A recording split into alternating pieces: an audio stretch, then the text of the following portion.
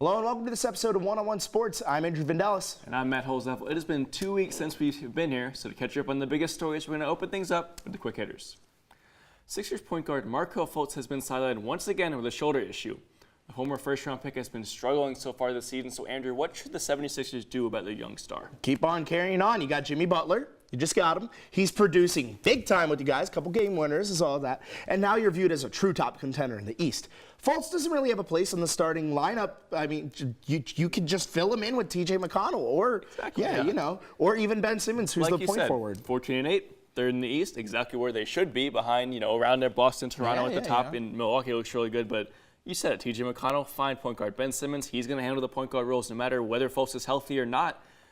But Jimmy Butler's fitting fine with his new team. So here's the thing. They want to trade him. Why trade him, though? Why not just hold on to him and see if he gets better? He had a lot of potential coming into the league, so why not hold on to him and say, if he's great, great. If not, if he gets to the offseason, he's still out, maybe look for him. Exactly, and I'm viewing this as how it's impacting the team. I'm not saying to drop Fultz at all. Neither of us are. But him getting hurt isn't really going to sidetrack the Sixers at all, I don't think. I mean, it hasn't so far. It didn't really last season. They kind of were projected to go further. I mean, they went further than they were kind of projected to go last year in the playoffs. And I think, again, as you said, once you add him, he could produce. If not, it's another body. It feels like an Andrew Luck kind of thing. He's not physically hurt anymore. He's just mentally hurt. He has a broken jump shot. That's his official designation. I think he'll get over it eventually, but when, who knows? Yeah. Zlatan Ibrahimovic might be leaving the MLS just as quickly as he arrived. AC Milan is reportedly interested in signing the 34-year-old old striker. Matt, if Zlatan were to return to AC Milan, would that hurt the MLS's appeal? First of all, Zlatan gets what Zlatan wants. Let's set the record straight. He was great this season, 22 goals and 27 appearances, all you can ask for from an aging star who is honestly just here to make more money and play out his soccer career. Here's the thing. This looks bad on the LA Galaxy, not the MLS, for a couple of reasons. First of all, the turf. We saw the same thing with Thierry Henry with New York in 2010 to 2014. Older players from Europe who have had a history of knee injuries don't want to play on turf for good reason, because it's easier to get hurt. Zlatan's upset. There's 8 teams that have turf in MLS, and they've only played 1 game on turf in the last couple of games for the LA Galaxy. So it's not a big deal. It's just Zlatan has a problem with the effort of the other MLS players, and it's because it's not the same level as European soccer. It's not at all, but do I think it would hurt the MLS's appeal? No, as I agree with you. They would only affect the Galaxy. Again, there was a lot of hype around Zlatan when he came in, and as you said, he delivered. Who could forget his first game when he scored that bomb of a goal? It was beautiful. And now he probably realized he's getting a lot more exposure and more money and help his knees out, as you mentioned. In Milan, it wouldn't make a long-term difference, though. If anything, it's going to create some buzz for Milan. If anything, it just proved that American soccer in the MLS is not at the level of European soccer yet, which we already knew that. No. As Zlatan having this problem is not anything new. MLS has to step it up somehow, It's sad, but that's the state of the things, exactly, American soccer, but that's about it. The match for golf mankind finally occurred on Friday as longtime rivals Tiger Woods and Phil Mickleson squared off in an epic 22-hole match for a whopping $9 million. Andrew, was this good for golf, and how does it impact the future of golf? I think it was a really fun way to showcase individual matchups that we may have not seen, actual one-on-one matchups.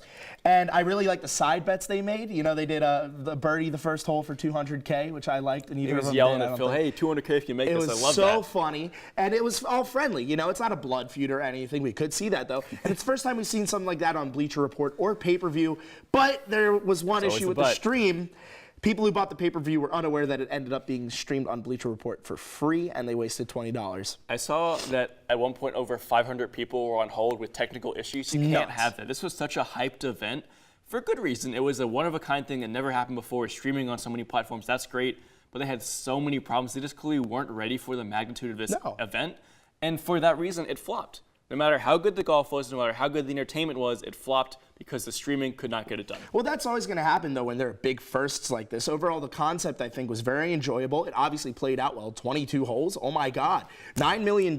Side bets out the wazoo for charity and personal stakes. It's awesome. Congrats, Phil. But, I think it's great. There are going to be some technical slip-ups, obviously, when you do something like this, but I would love to see this return. Idea great. Execution bogey. Yeah.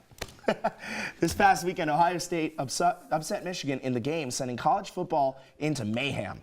Now there are 7 teams in the top 10 with 0 or 1 loss, setting up a tough decision for the playoff committee this weekend when they have to put together their final rankings of the season. With that in mind, Matt, should the college football playoff be expanded to include more than 4 teams? No, it should not. This is terrible, and I've seen so many previews and pictures of what the bracket would look like. Oh my God. This is not college basketball. There is not enough time for 16 teams to play 8 games, and then 4 games, and then 2 games, and then 1 game. Can you imagine the effect that's going to have on players? Exactly. You can't play a game every 3 days in college football. It has to be at least a week, and there's just not enough time in the season. You're taking away regular season games if you do that. And then on top of that, they have this whole, bowl game, and then bowl game, and then bowl game. That's and a waste of bowl games. So we want Alabama to win 3 bowl games now every That's year? what I was going to say, too. Exactly.